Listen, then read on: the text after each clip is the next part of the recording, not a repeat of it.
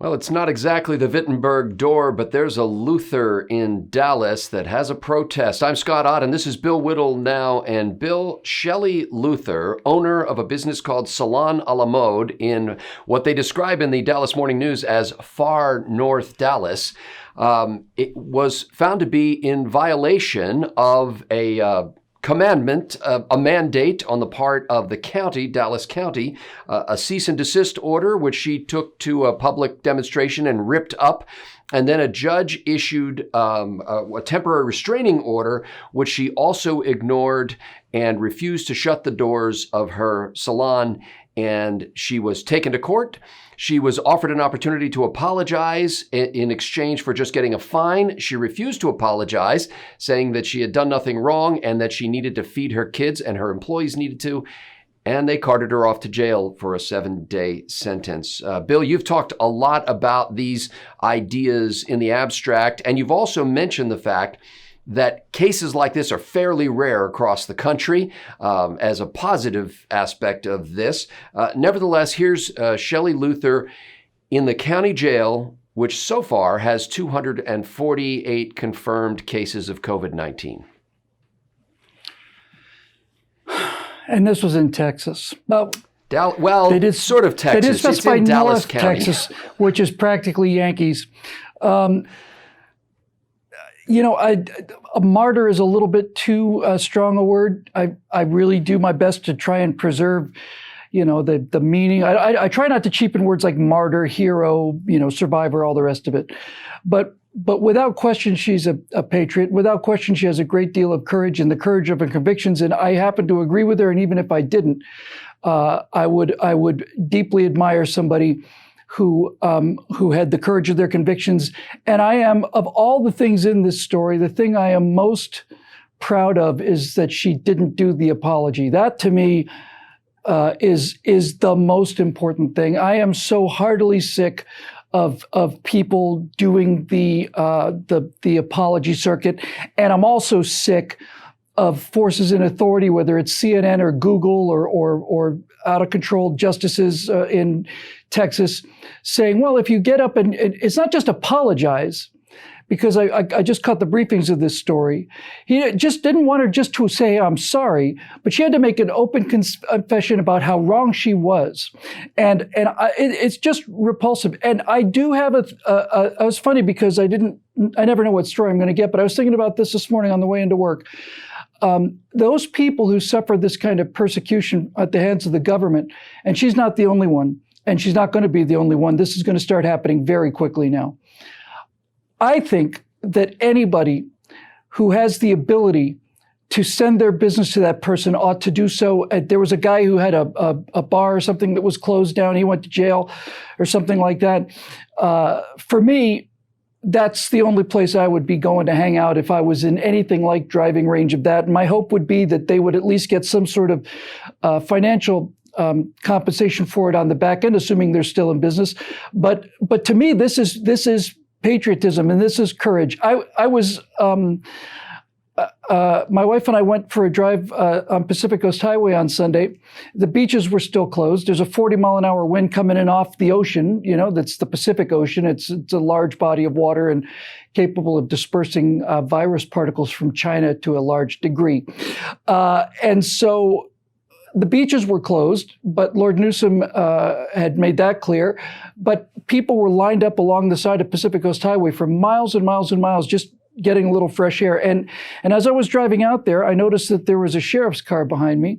And as we got a little further around the corner, I could see that there was one guy out there parasailing, with a kite on the surfboard. And sure enough, I'm watching in the rearview mirror. The sheriff starts to make a left-hand turn, no doubt to arrest this dangerous miscreant. But I'll tell you, Scott, my emotion was crystal clear seeing this guy. I wasn't moved. I wasn't proud. I wasn't like, gee. I was ashamed of myself. I really genuinely, I was ashamed of myself. Ashamed of yourself for what? That you weren't out parasailing? Yeah. I was ashamed of myself. I saw this guy out there, and look, this is one of the realizations I had at that moment, and that is that the reason that governments can't do anything right, but especially this, and especially in these days, is because it's just plain not smart enough. Maybe that's not the right word. Maybe what I'm looking for is the government, because of the nature of the government and people's response to it, and this is not just our government, it has to be kind of a binary thing. In other words, there is no discretion allowed. There's no one who could say, well, obviously this guy is not a risk to public health. Obviously he's not. And say, therefore, okay, I understand that the entire purpose of arresting that guy and the paddleboard guy who started this back at the beginning of this quarantine, I understand that the reason that they're arrested is so that they can show everybody the full might and majesty of arbitrary law enforcement. But that is the honest truth. I felt sick to my stomach and I was deeply ashamed. And I'd love to tell you, I didn't feel that way, but that's exactly how I felt. Well, it was clear that Shelley Luther didn't want to go quietly. She tore up County Judge Clay Jenkins' cease and desist order at a public demonstration. And for those of you outside of Texas, the county judge of Dallas County is more like a county executive somewhere else. So he's not a judge like a courtroom judge. And actual courtroom judge Eric Moyé is the one who said, hey, if you apologize for this, maybe we just let you off with a fine instead of sending you to jail. But Shelley Luther's business was shut from March 22nd to April 24th when she opened it back up. She said she's got kids. She needs to feed her kids. She has 19 stylists who work for her. They need to feed their kids and their families as well. When she reopened her doors on April 24th, Bill, she made customers wait outside who weren't being served and maintain social distances. Her stylists all had masks on. There was hand sanitizer available for everyone, and customers in the store were maintaining at least 6 feet distance between them. Far be it from me to tell Texans how to be Texans. Again, it's Dallas, not exactly Texas, but go ahead. We'll just assume jurisdictional rights for the sake of this discussion. But for the sake of the reputation of Texas, I'm speaking as a person who lives in California, has an enormously deep love and admiration for Texas, proud to be an honorary citizen of Texas. For the sake of the good name of Texas, I really think that the people of Texas need to gather at that courthouse or at that jail and make enough noise so that this person is released. And there are any numbers of reasons for doing this, but the mere fact that the judge said, "Hey, you know what? If you apologize, we'll just let you off with a fine." You don't get that with a murder. If she'd murdered somebody, you wouldn't likely hear a judge say, "Well, if you go out and make a public apology about murdering somebody, then we'll let you off with a fine. You won't have to do jail time," which is telling me that he's fully aware that there was no actual damage or harm done. Well, the judge's argument, Bill, is that the law is the law, and whether you like the law I understand or not, his you can't argument. choose to disobey it on an individual basis. Oh, well, this is where you're wrong, Your Honor. This is where you're wrong.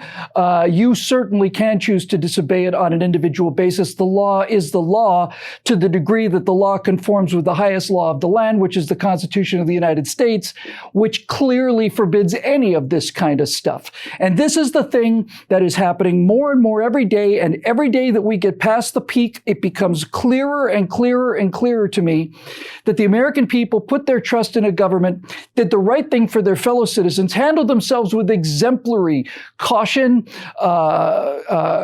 cheerfulness, generosity, and their reward for this has been for these power-hungry lunatics to continue to exercise this dictatorial power, and it has got to stop, and it's got to stop now. We have every right to disobey laws that we feel are unconstitutional, whether or not we're going to be defended by the people who are supposed to be defending those rights.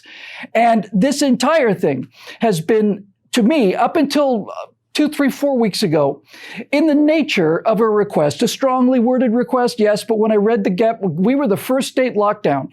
And when I read the lockdown order, I looked at it and I got to the part where it said in small print, the police will not be enforcing this order. They will not be stopping cars. They will not be checking your destination.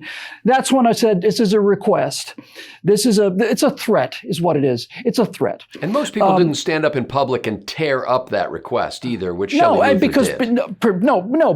Because when that lockdown, that quarantine in place decision came about, the reason people didn't tear it up and flaunt it was because it made sense to us. And I am willing to admit, and I've always been willing to admit, that I'm not going to be a Monday morning quarterback on this thing. It looked like, given what we knew at the time, that this was in fact the angel of death swooping over the country. 2 million people killed. Scott, that's a lot of Americans dead. That's more civilian casualties. That was the projection you're talking about. Yes, that was the initial projection, but that was the only thing we had at the time. I am not the kind of person who says you should have known this or this was fault. No, I'm just going to give everybody the benefit of the doubt right up until about a week after each one of these states peaked. Right after about 7 days of declining cases, at that point, that's when I began to get the sense that there's something very, very wrong here. And this woman is a hero. She's a hero of mine. She should be a hero of every American. Civil disobedience is not just something that belongs to the left when they're trying to take away more liberties than have already been taken away. Civil disobedience is something that can belong to the right as well. And how many times do we see left-wing protesters, basically code pink type people, doing something clearly illegal, lying down in the streets, and occasionally being arrested for it? No matter what you think of the position they're taking, that to me is a sign of the courage of your convictions. And I think that this woman needs to have a major swell of public support. I cannot imagine Texans are taking this well.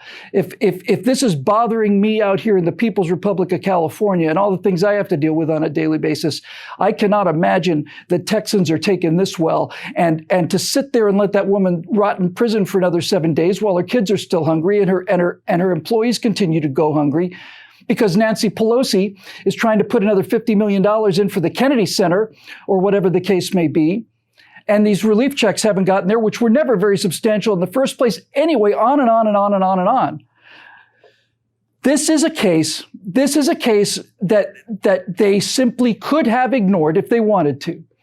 But they didn't. They wanted to make an example. And so if you want to make an example of Americans deciding to enforce their constitutional rights, then be prepared for an example to be made in return. So let's finish up with this. I'll give you a couple of details and then ask you one final question.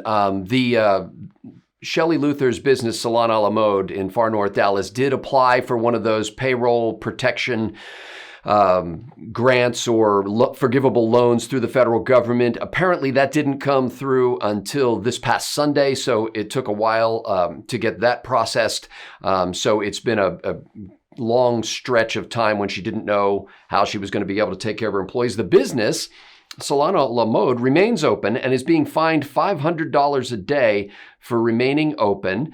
Governor Abbott has said as of this coming Friday, which is 2 days from when we're recording this, that kind of business can be open under state guidelines. And okay. So finally, and so these are just some details, but the final question, Bill, is Shelley Luther's attorney made the argument that the state or the county should not be in the business of designating which businesses are essential and which are not, and that if they needed to do some sort of shutdown order, they should, or some sort of limitation of public intercourse, as Joe Biden would say, they should have done so on the basis of occupancy at individual businesses, and basically said, look, it's up to you whether you open or not, but if you do, you're going to limit your occupancy to 25% of the normal permitted occupancy, which is the permitting is something that actually government is involved in.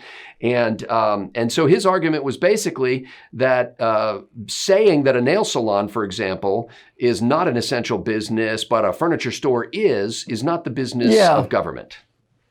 Correct. And there are all kinds of other constitutional objections with that as well. I realize now that while this woman cannot have her jail time given back to her, she's not going to get those days back. Have you heard anything about a Kickstarter or GoFundMe I have place for not, her? but I would be stunned if it doesn't exist. If it turns out that one develops, we'll put a link to one at the bottom of this, if you don't mind, Scott. And frankly, folks, if one doesn't exist and somebody out there wants to start one, this is the only thing that we can do to make this particular patriot's life better, and to compensate her for some degree of having the courage to face down and call this arbitrary enforcement of non-existent laws, basically. She needs to be compensated for this. My hope would be that she makes millions of dollars out of this. I will personally contribute to that GoFundMe campaign the second that I see it there. And if there is one, you should too. And as far as her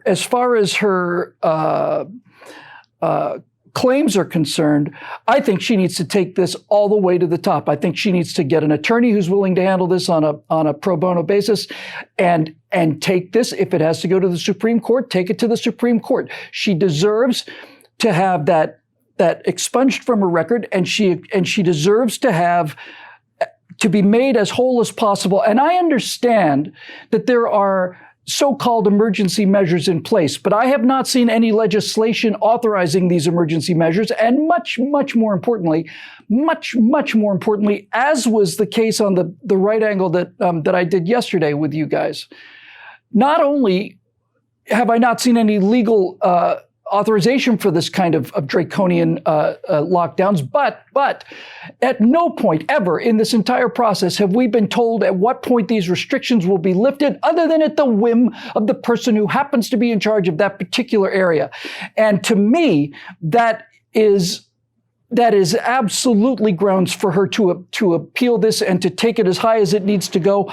This virus has shown us an awful lot about things that we were just sleeping through before. One of them is the kind of people that make up the Communist Party government of China. And not just to get everybody off the hook, I'm not saying all Chinese citizens are like this, but when China put out the word, when they knew that this was being spread from person to person, and they basically put out their word through their Chinese companies around the world for their employees to buy up all of the personal protective equipment they could get their hands on from America and Australia and all the rest, ship it back to China. That's a wake-up call that we are not likely to forget soon. And to the degree that these people think that this is a pathway to more power for them, they are finding out, and they're going to find out, that this is going to be something that they are going to have regretted. If this judge is reelected when his term comes up, if he's not actively recalled, I will be very, very surprised and disappointed in Texas. And I think it's up to somebody who's in Texas right now, maybe watching this, to make it a point to simply say, no, I'm going to run against this guy, just to show them that when you ask for the cooperation of the American people, when you ask for them to voluntarily surrender their rights for the common good, the way that we did in World War II with rationing and all the rest of the sacrifices that we had to make in World War II. When you do that, and then you take advantage of that trust, and you take advantage of that willingness to volunteer that Americans are so well known for, you take advantage of that, and you have further damaged the relationship between the people and the government, which was not strong to begin with in the first place. And every single day that goes by, without an answer about what is the actual terms. You want to talk about the science? You were told flatten the curve. The curve's not only flat, it's concave, it's cratered. So at what point do we get back to work? What is the criteria? You meaning the government, all levels of government, have noticeably, distinctly failed to give us any idea of what the metric would be. And I suspect, although I didn't in the beginning, because I'm a naive guy like that and still have some principles and some ideals left from my childhood, which are rapidly evaporating, I used to think that this was something that we did in good faith. But since there has never been, ever, and I'm aware of, ever been stated anything, any scientific statement of when these restrictions can be relaxed, I am going to go with the fact that you may have been given this opportunity as a result of something that came from a God-given act, although God's not who I would blame this on, frankly. And I'd be willing to bet you in the original days that you were panicked and trying to do the right thing. Great. I give you the whole first half of the curve, and a week after the peak, I'm giving you a pass on. But those are 3 weeks ago now. And this kind of power grab not only has to be, well, it has to be punished at the polls. These people, the governor of Michigan, this judge, all of them, they need to pay. And they need to pay by being thrown out of office. And frankly, I would look very seriously into the idea of being able to sue these people as a violation of our constitutional rights. But in any event, expect to see more of this and watch what's going to happen. For those people who've been, as I have been, very concerned about our civil liberties, but also concerned about the lives of our fellow citizens, watch what happens now as the longer each one of these individuals in power, like Gavin Newsom or the mayor of New York, Bill de Blasio, or the governor of Michigan, watch as each one of these people have determined what their own time to restart the economy will be. You watch the civil disobedience continue to rise. You watch the erosion of whatever power and credibility you once had.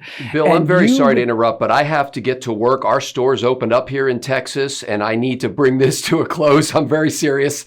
As we're recording this, if I don't get out of here soon, I'm going to be late to work, and the job just started a day ago, so we're back at it. I do want to let you know that there is a GoFundMe. Fortunately, you won't have to worry about coming back to this job again, so that should clear your schedule quite a bit. Some more time on my hands. There is a GoFundMe campaign called the Shelley Luther Fund.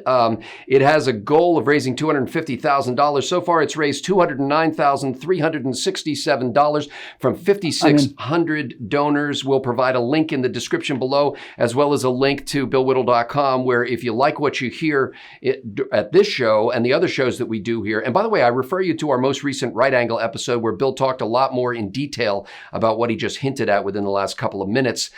So check that out at billwhittle.com. And if you like what we're doing, click the big green button that says Become a Member. For Bill Whittle, I'm Scott Ott. Thanks for watching.